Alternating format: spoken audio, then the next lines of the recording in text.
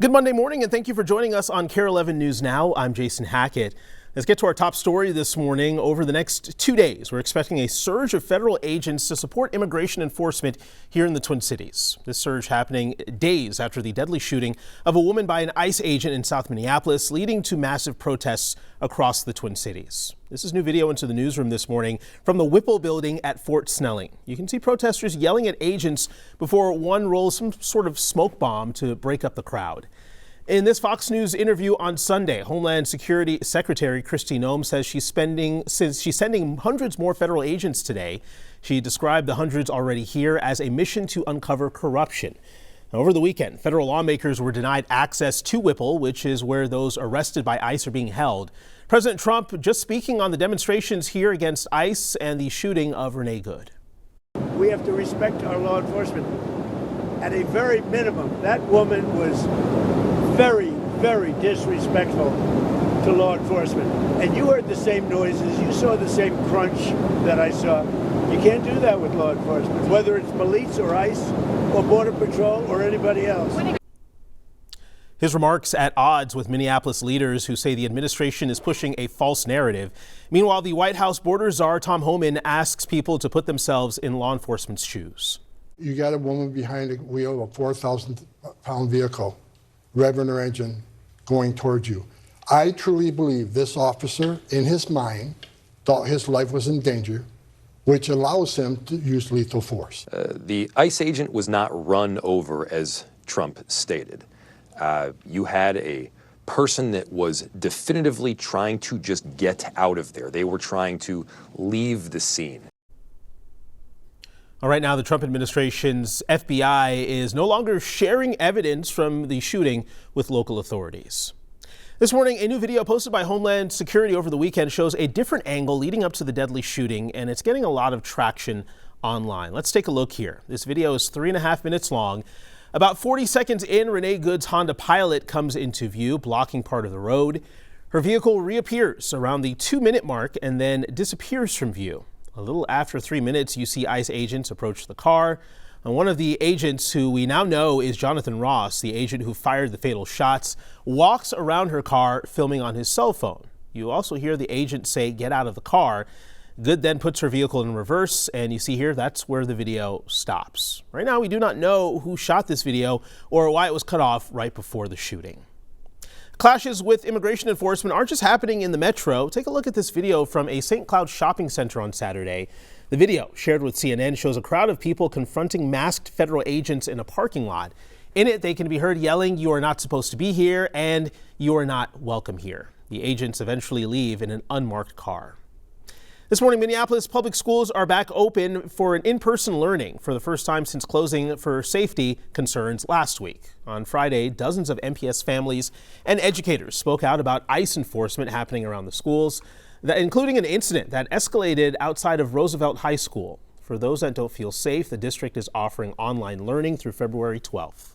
The most important thing is that kids are safe, that they continue their learning, and that ICE leaves our neighborhoods. Roosevelt and Roseville High School are organizing walkouts today to protest ICE. There's more back and forth right now between the Trump administration and Minneapolis leaders. Secretary of Homeland Security Kristi Noem was on multiple networks this weekend saying Renee Good's shooting was justified. Noem was asked on CNN if she feels she spoke about the investigation too soon. I had just been in Minneapolis and had been with those officers, had seen what they were facing on the streets every day, and had talked to their supervisors as soon as the incident happened and had gotten the facts and seen videos before I ever went to talk at that press conference. And the Trump administration and President Trump is the most transparent and open government that we've ever had. Minneapolis Police Chief Brian O'Hara responded to Noem's comments, pushing for an impartial investigation into the shooting. I will be the first one to stand up for my cops when a situation happens and it is abundantly clear that there's no indication to think that an officer could have possibly done anything else. I'll be the first one to stand up and say, my cop put their lives on the line and they did what they have to do, and I have no reason to think that it wasn't anything other than our policy and lawful. But I think, we have to use caution, even as Tom Homan has said, and allow a full and impartial investigation to proceed. Some Twin Cities restaurant owners say the ICE activity is forcing them to close for safety reasons. So here's what we know as of this morning, and this is likely not all of the restaurants that have shut their doors. Keep that in mind. El Burrito Mercado in St. Paul is closed today, but they plan to reopen tomorrow. Salsa a la Salsa in Minneapolis is closed until further notice. In West St. Paul, Grand Sunrise is closed. Kawa Cafe in Eagan is closed for 2 weeks, and Casa Deli in Hopkins and Savage also closed. You can find continued coverage of the ICE shootings on our website, KARE11.com, and also streaming right here on KARE 11 Plus. Another big story we're tracking this morning. Federal Reserve Chair Jerome Powell is under investigation. The Department of Justice says it's opened an investigation into the Fed's renovations of its D.C. headquarters. Prosecutors say he lied about the cost to the Senate Banking Committee. It came out to about $500 million. In a statement, Powell says the charges are retribution for not following the president's preferences.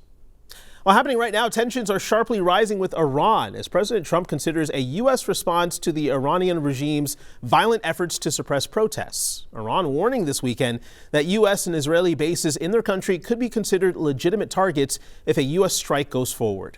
Alice Barr is in Washington with details. Hi there. President Trump says he's getting hourly updates on the increasingly aggressive response to protesters in Iran and weighing potential options to respond. Amid a deadly crackdown against anti-government protesters in Iran that human rights groups say has killed more than 500 people, President Trump overnight confirming he's weighing options for potential U.S. intervention and saying that Iran called to negotiate. We may meet with them. I mean, a meeting is being set up, but we may have to act because of what's happening before the meeting. 3 U.S. officials tell NBC News preliminary plans the president has been presented with range from potential strikes to other non-military action. Notably, the Pentagon has not yet moved major assets to the region to support possible military action. Iran is now warning that U.S. and Israeli military bases in the region could be considered legitimate targets if the U.S. launches a strike, and adding their response may not be limited to reacting after an attack. If they do that, we will hit them at levels that they've never been hit before. And they won't even believe it. I have options that are so strong. Some Republican lawmakers urging President Trump to act, embolden the protesters and scare the hell out of the regime, while others warn of the risks of potential military action. Sometimes it has the opposite effect. So when you bomb a country, then people tend to rally around their own flag. The protests in Iran, initially touched off by an economic crisis, have evolved into one of the biggest challenges the regime has ever faced. Over the weekend, demonstrators in Los Angeles marching in solidarity were struck by a U-Haul truck. The FBI is now investigating. Iran's foreign minister said today the situation in the country was now under total control, adding that the government was ready for war, but also for dialogue. In Washington, Alice Barr, NBC News. This morning, flu cases across the country are skyrocketing, topping an estimated 15 million. As you can see on this map, Minnesota is getting hit pretty hard with cases at a very high level. The CDC says it's the worst season for respiratory illnesses since at least the late 90s. And many healthcare professionals warn illnesses are likely to climb. So far, roughly 180,000 people have been hospitalized and 7,400 have died. Most of the cases are from a severe strain of influenza A known as subclade K. This subclade K, which is a new strain that probably is not included in the current vaccine. The flu vaccine absolutely prevents severe illness, prevents hospitalizations. The CDC estimates 130 million doses of the vaccine have been distributed nationwide this season, but that covers less than 40% of the U.S. population. New this morning from Target, the Minnesota-based company is planning to open 30 new stores. They'll mostly be located across the South, with several in Florida, Texas, and North Carolina. Now, Target did not provide opening dates yet, but a few stores in the project are already up and running. Long-term, Target says it wants to add more than 300 locations over the next decade. This expansion comes after the company announced 1,000 layoffs and hundreds of job eliminations back in October. Some major changes are coming to MSP. Minnesota's homegrown airline, Sun Country, will soon be no more. They announced they're being bought out by Allegiant for $1.5 billion. That statement says Sun Country's branding won't go away immediately, but the two will eventually become one airline with a focus on leisure travel. Allegiant says it will keep a major presence at MSP, where Sun Country is the second biggest airline by volume.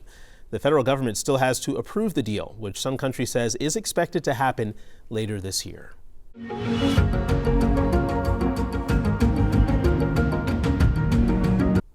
In this morning's Communities I Care, a huge shout out to a Minneapolis social worker who saved a toddler from drowning in Lake Bedeh-Makaska. So Carmen Black received the Heroic Act Award from the United States Life-Saving Association and the Citizen Service Medal from Minneapolis Fire. Black says she was walking around the lake in May when she saw a young boy slip under the water. She instinctively ran into the lake to pull the boy out. The child was shaken, but otherwise all right. Black acknowledged the importance of being vigilant around our lakes. Stick with us. More news and weather coming up after the break.